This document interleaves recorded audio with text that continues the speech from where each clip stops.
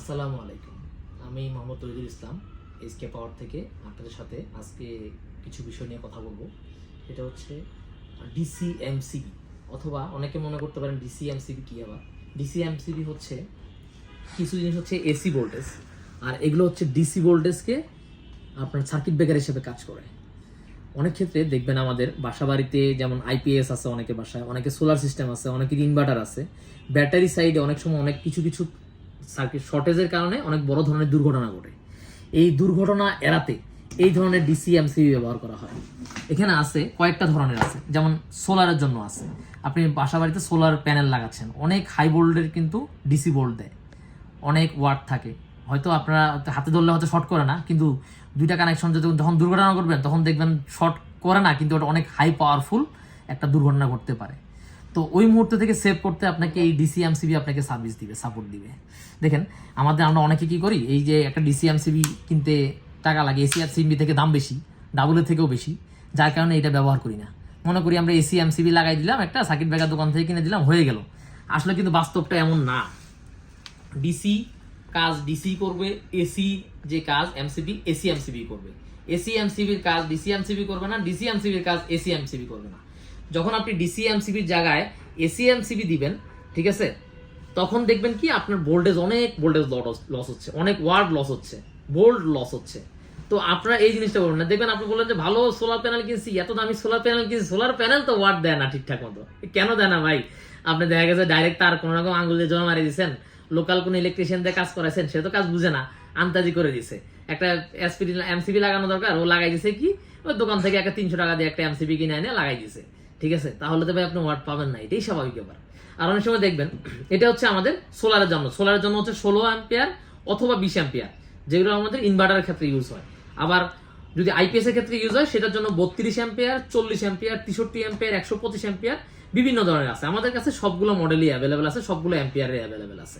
আর এইগুলো ব্যবহার হয় সাধারণত হচ্ছে ব্যাটারির জন্য। দেখেন এটা একটু হেভি, ব্যাটারি অনেক হাই অ্যাম্পিয়ার লোড নিতে পারে, যার কারণে আমরা 63, 125 এগুলো সাধারণত সাজেস্ট করি। এটা হচ্ছে সিঙ্গেল পোল, এটা হচ্ছে ডাবল পোল। এটাতে নেগেটিভ পজিটিভ দুইটাই আসবে, কাজ করবে।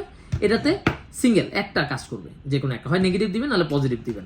অনেক সময় দেখেন আপনার বাসা বাড়িতে অনেক এমসিবি লাগাইছেন, কিন্তু কোনো একটা দুর্ঘটনা ঘটে গেছে, কিন্তু মাগার ট্রিপ করে নাই, সোলার এই যে লাগানো আছে এমনি করে এমনি রয়ে গেছে, কিন্তু দেখা গেছে তার পড়ে গেছে, তার গরম হয়ে গেছে, ঠিক আছে, অথবা ব্যাটারি একটা ব্রাস্ট হয়েছে, কিন্তু এমসিবি ট্রিপ করে নাই। কারণ কি ভাই জানেন? এখানের মধ্যে অনেক কারণ আছে। কারণ আমরা অ্যাম্পিয়ার সম্বন্ধে আমরা আইডিয়া নাই। আমাদের অ্যাম্পিয়ার দরকার হচ্ছে 125, আমি দিয়ে রাখছি আরো বেশি, ঠিক আছে, আমি লাগাই রাখছি 125, কিন্তু আমার লোড হলো 20 অ্যাম্পিয়ার লোড, 30 অ্যাম্পিয়ার লোড। তা আপনি যদি 20 অ্যাম্পিয়ার জায়গায় যদি 125 লাগায় রাখেন, মনে করেন যে ভাই হেভি জিনিস, হেভি বড় জিনিস, অনেক হেভি জিনিস। আসলে বড় জিনিস দিয়ে কাজ নাই রে ভাই। আপনার যেখানে যেটা লাগবে আপনাকে সেখানে সেটাই ব্যবহার করতে হবে। এটা সাধারণত আমাদের দুইটা পোল, নেগেটিভ পজিটিভ দুইটা লাইন আসবে, ইন হবে আউট হবে।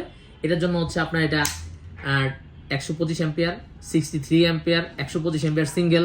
125 অ্যাম্পিয়ার সিঙ্গেল মোডটা কিন্তু ভালো কাজ করে। অনেকে মনে করে ডাবল পোল হিসাবে যে ভালো কাজ করবে, তা কিন্তু নয়। 125 অ্যাম্পিয়ার গুলো অনেক সময় ট্রিপ করে। অনেক সময় 125 অ্যাম্পিয়ার যে ডাবল পোল আছে, ওটা অনেক সময় ট্রিপ করে না, কারণ অনেক এটা হেভি জিনিস। এটা হাই শর্টেজ না হলে, অনেক বড় ধরনের কোনো ঝামেলা না হলে সাধারণত ট্রিপ করতে চায় না। আমরা অনেক জায়গায় খেয়াল করছি, কিন্তু এই জিনিস মাগার কিন্তু মিস করে না। 19 থেকে 20 হবে, ও ফালাই দিবে, বন্ধ করে দিবে সার্ভিস, ঠিক আছে, দুর্ঘটনা থেকে বেঁচে যাবেন। তো যার কারণে আমি সাধারণত এখন বর্তমানে আমাদের কাস্টমারদেরকে আমরা সাধারণত 125 অ্যাম্পিয়ার সিঙ্গেল পোলটাই সাজেস্ট করি বেশিরভাগ। অনেকে আসলে না বুঝে অনেক সময় ডুয়েল পোলটা নিতে চায়, কিন্তু ডুয়েল পোল নেওয়ারও যুক্তি আছে। আমার মেশিন হেভি, তখন আমাকে এটা দিতেই হবে, ঠিক আছে। মেশিন একটু লোড কম, তখন আমি 125 দিব। মেশিন লোড বেশি, তখন আমি 125 ডুয়েল পোল দিব।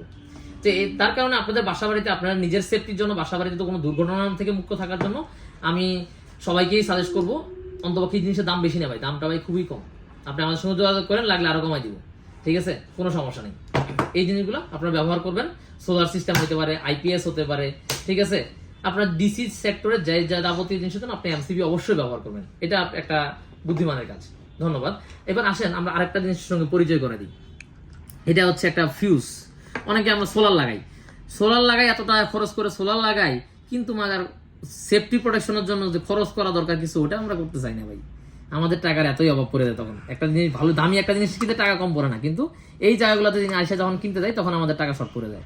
এই দেখেন, এটা হচ্ছে ফিউজ। এটা সোলারের পিবি লাইন থেকে একটা দিকে ইন হবে, একটা দিয়ে আউট হবে। যখন কোনো কারণে কোনো অতিরিক্ত ভোল্টেজ আসবে, কোনো ঠান্ডারিং হতে পারে, যে কোনো ধরনের দুর্ঘটনা হতে পারে, তখন কেউ এই ফিউজটা কেটে যাবে।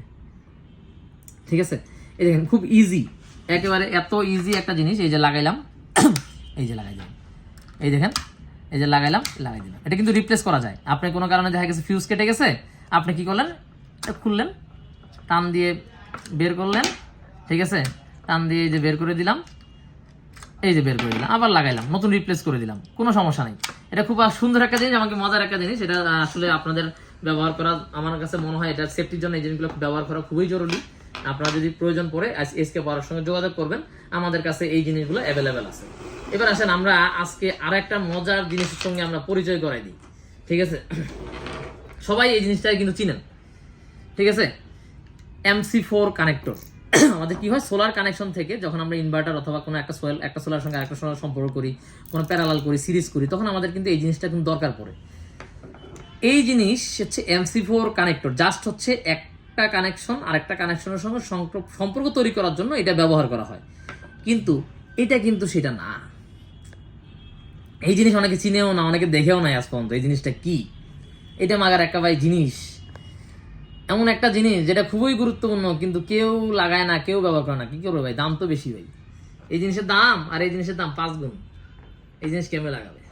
দেখেন, বাসা বাড়িতে আপনি ইনভার্টার লাগাইছেন, সোলার লাগাইছেন, হাত দিলেন, শর্ট করলো। হাত দিতেছেন, মেশিনে হাত দিতেছেন, ইয়েতে হাত দিয়েছেন, শর্ট করতেছে।